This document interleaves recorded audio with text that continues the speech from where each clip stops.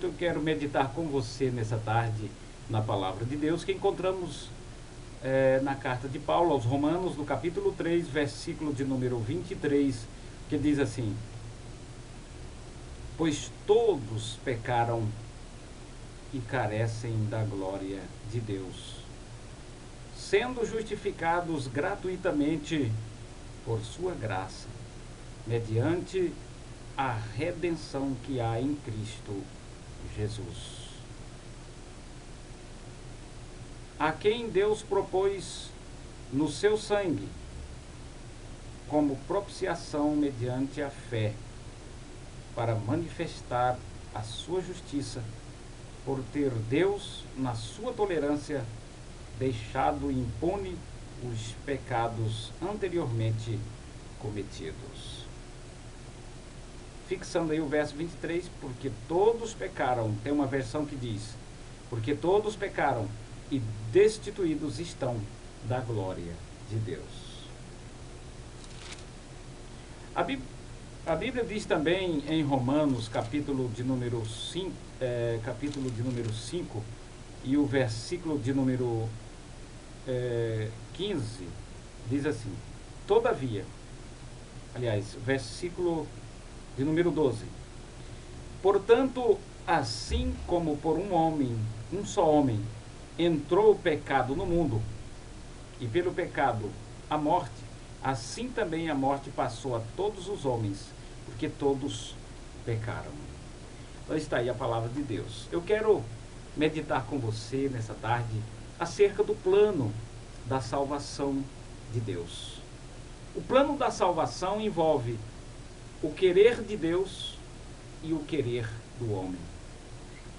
Inicialmente, após a queda do homem lá no Jardim do Éden, nós observamos que o homem, ele, através do pecado, entrou à morte.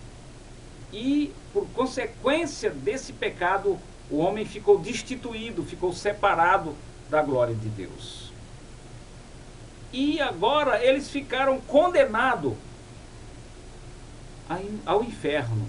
Foi condenado ao inferno. Por quê? Porque desobedeceu uma ordenança de Deus, desobedeceu a palavra de Deus e ficou agora condenado.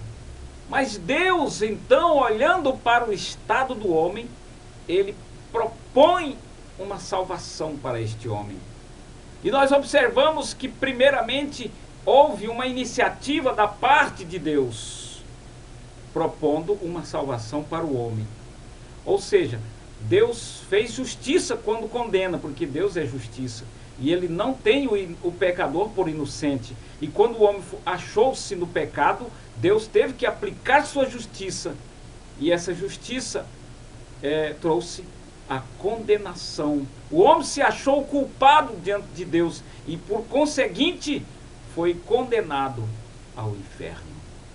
Mas Deus, ao observar o estado em que o homem se encontrava, condenado, ele amou de uma tal forma que ele propôs estabelecer um plano para salvá-lo.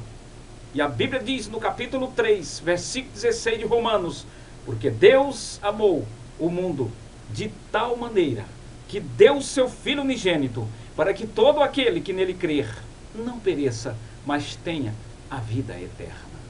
Então a salvação, ela é primeiramente uma iniciativa de Deus.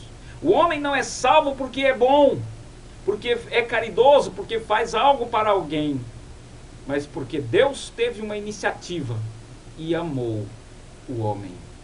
Então, uma primeira coisa que nós podemos observar: a iniciativa primária foi de Deus, e Ele ama você.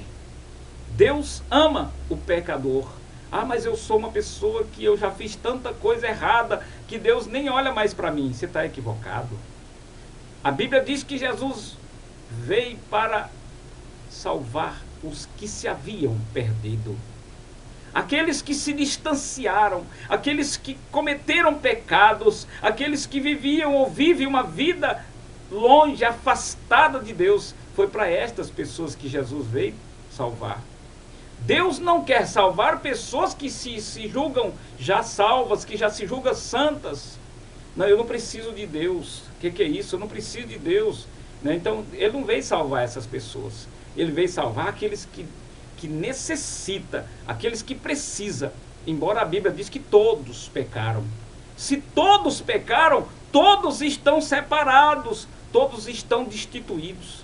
Eu preciso, né, desta misericórdia de Deus. Eu preciso desta salvação. E o que é que eu fiz? Bom, aí vem o segundo querer. Primeiro, o querer de Deus. Ele quis que o homem fosse salvo. Preparou uma salvação para ele, através do seu Filho Jesus. Deus pegou a punição que estava sobre o homem, que era proposto para que o homem sofresse. Deus tira do homem e passa para seu Filho Jesus. E agora Jesus morre na cruz. Jesus padece na cruz, derrama o seu sangue para remir-me do meu pecado, para remir você do seu pecado. Então, eu posso ser salvo? Posso. De que forma? Primeiro, pela iniciativa de Deus, pelo amor de Deus, porque Ele ama a mim, Ele ama você, mesmo você estando longe, mesmo você estando separado, mesmo você estando no mundo do pecado, Deus te ama. Para isso Ele enviou Jesus Cristo, e Ele diz que todo aquele que nele crer, em Jesus no caso, tem a vida eterna, né? E você é um desses que precisa, assim como eu preciso de Deus, assim como eu preciso de Jesus. Mas agora vem a segunda parte do plano. É preciso que eu queira ser salvo. Porque Deus não vai obrigar, Deus não vai impor a sua salvação à força. Deus não vai te pegar pelo queixo e trazer na marra para a sua presença, de forma nenhuma. Deus propõe para o homem a vida e o bem, a morte e o mal. É você quem escolhe o que quer, se você quer o bem ou se você quer o mal. Então, nesta tarde, Deus tem uma proposta para você. Você quer a salvação? Ele já tomou todas as providências, enviou o seu Filho Jesus Cristo para que ele pudesse morrer na cruz, ali do Calvário. E ele sofreu ali na cruz, pagou o preço do meu pecado e do seu, e agora envolve o seu querer também. Você quer? É preciso que haja uma atitude da sua parte. Qual é a atitude?